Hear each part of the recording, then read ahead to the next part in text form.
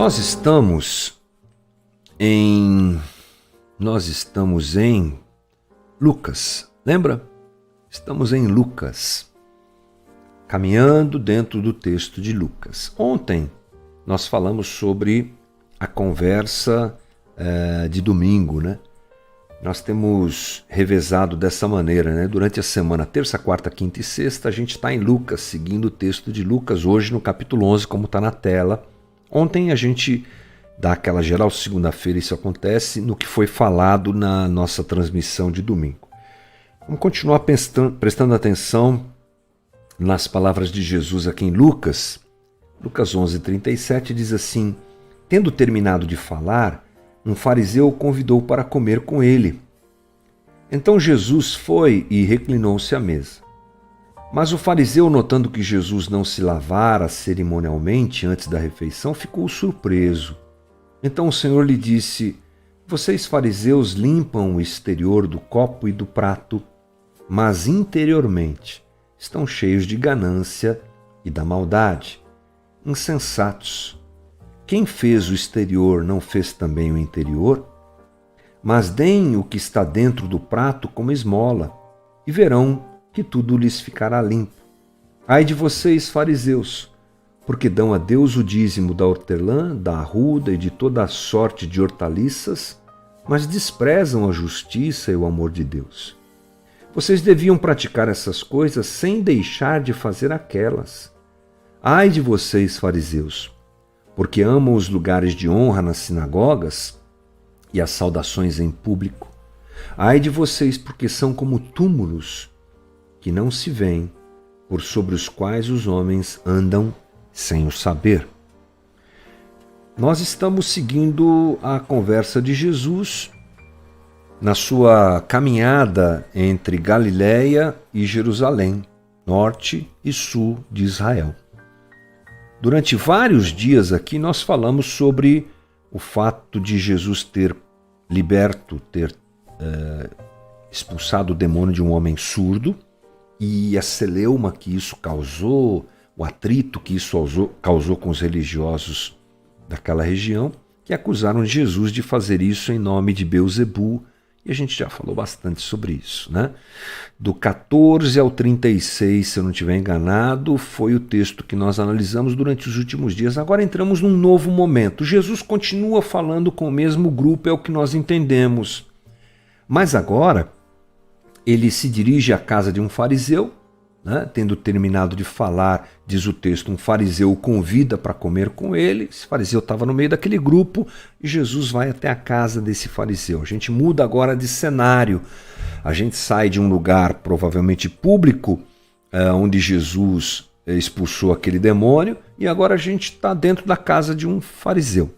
Quem eram os fariseus? Os fariseus eram praticamente um partido político dentro das seitas religiosas dos judeus. Eles tinham um apego muito grande pela lei, guardavam a lei, entendiam que o guardar a lei era o caminho de salvação, pregavam isso e exageravam nessa situação.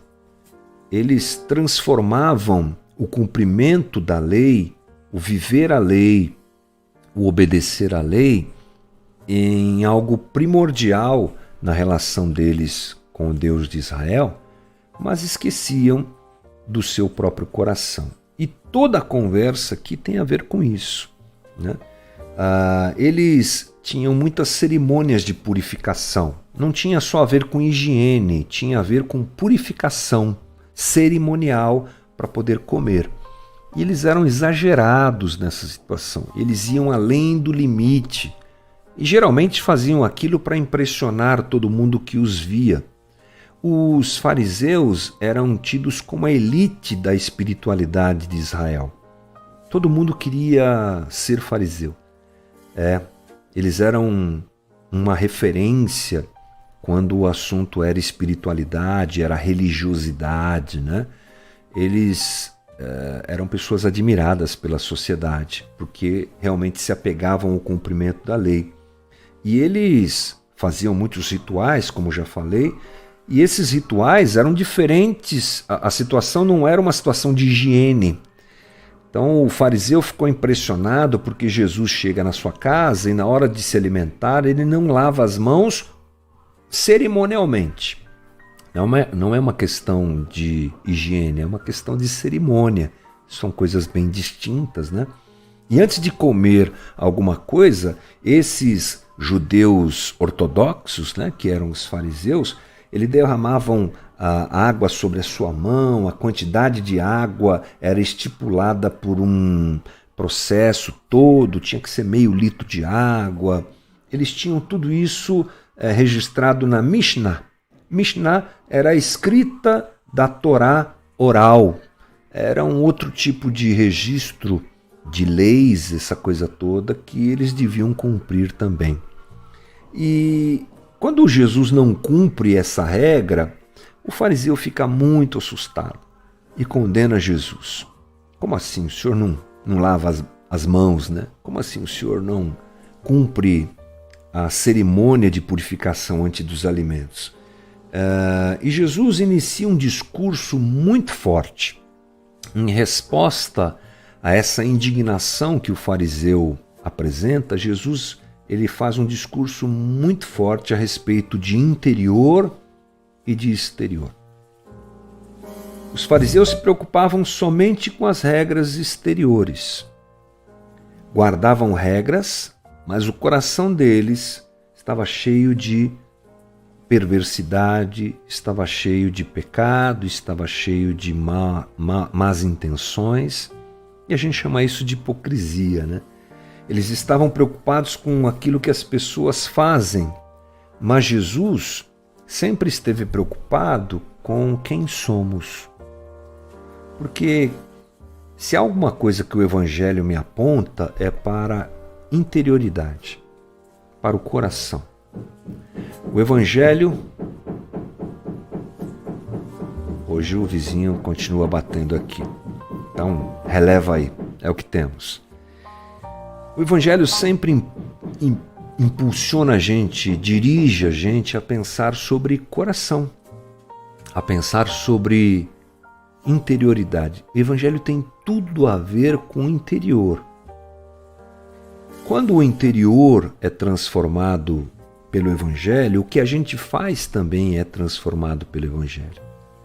Na verdade, aqui, mais uma vez, como algumas que talvez eu já até tenha dito aqui nas nossas conversas, a gente percebe uma grande diferença entre Evangelho e religião.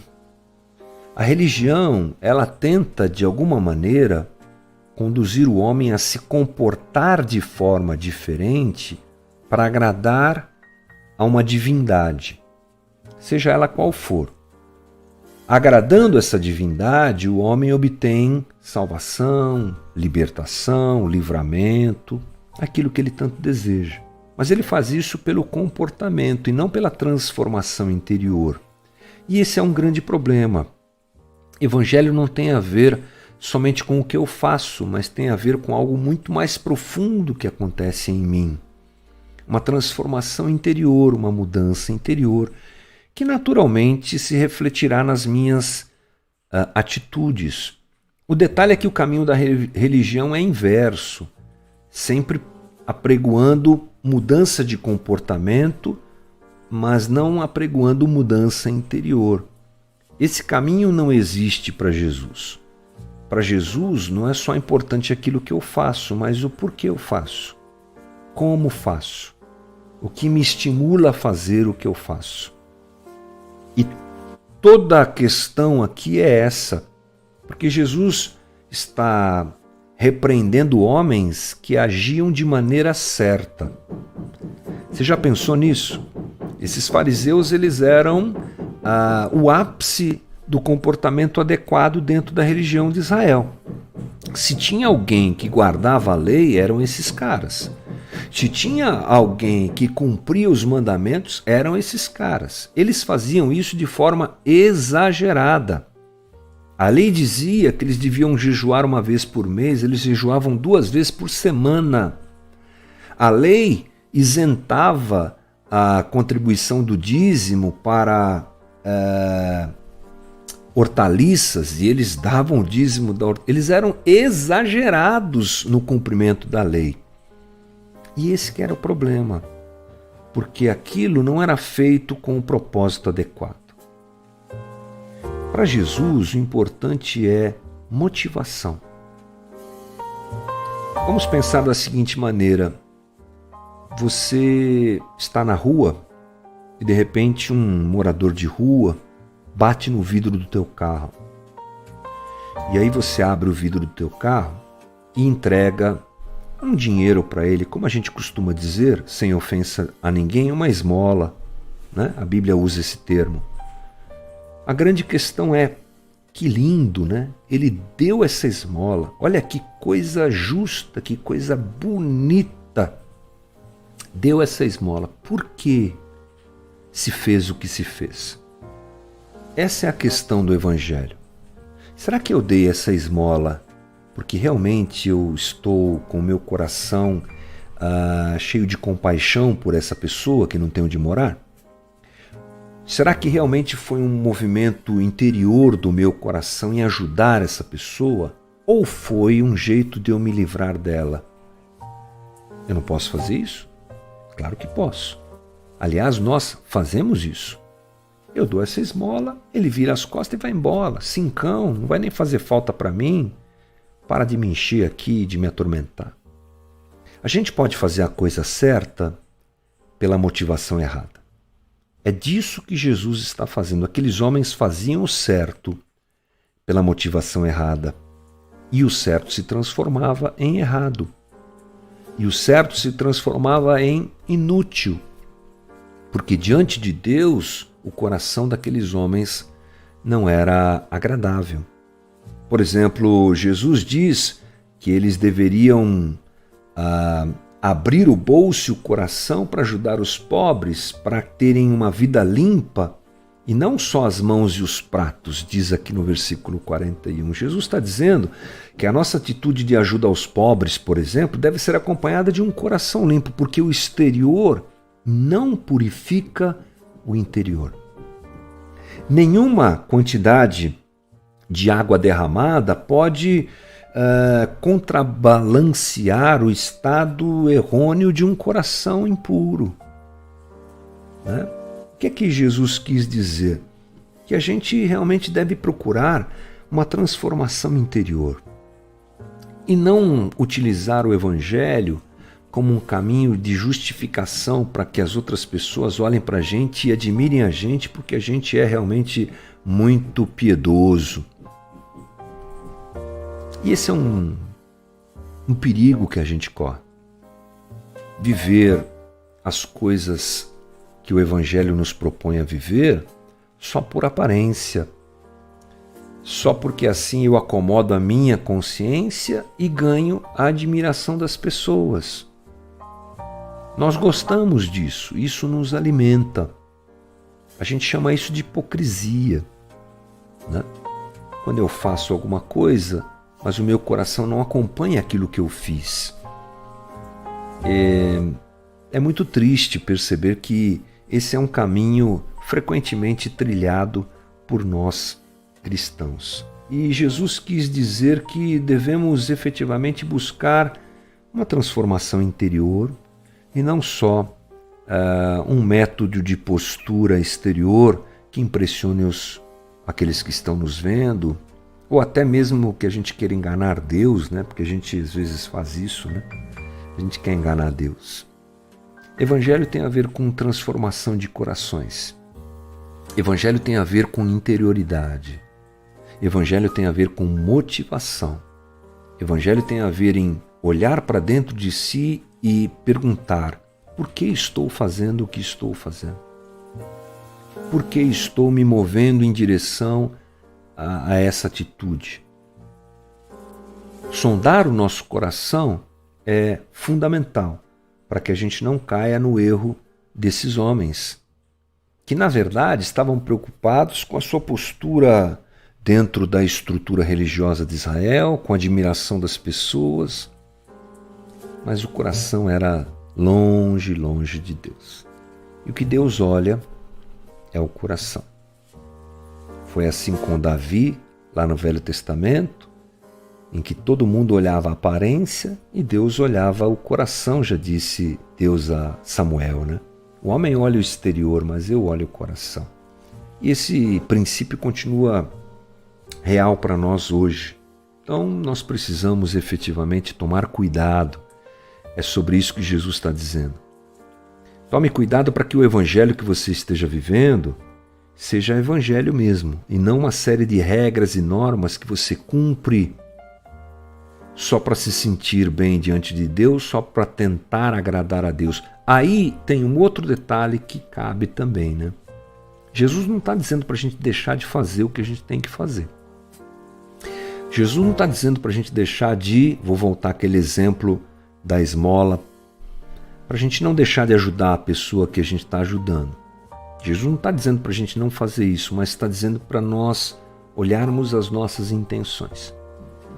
Porque se eu dou aquela ajuda só para o meu coração ficar aliviado, de nada adianta.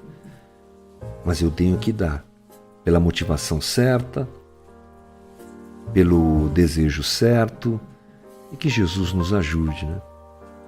É uma transformação interior que vai acontecendo na nossa caminhada com Jesus. Fazermos o certo pela motivação certa, isso a gente chama de evangelho. Grande desafio para nós, né? Que Jesus nos ajude em tudo isso também.